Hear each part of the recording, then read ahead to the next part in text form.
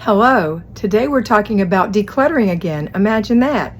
And we're talking about how you need to have an attitude of decluttering so that you know that there's no way you're going to not declutter 4 times a week for 15 minutes, or if you're a payroll homemaker, for 1 hour on your day off, 4 15-minute units. You're going to do that.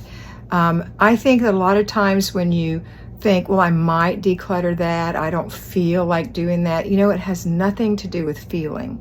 It has everything to do with doing.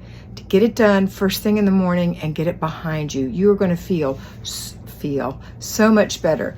That's when I want you to feel. I want you to feel after it's done. I don't want you to think about your feelings before it's done.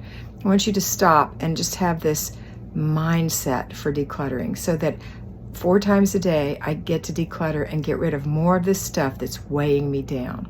So that's what I want you to think about today. The fact that you're lightening your load every time you declutter for 15 little minutes. Don't think about doing the whole world of decluttering that you might have to do in your home. Think about this one little space for 15 minutes. Have a great day.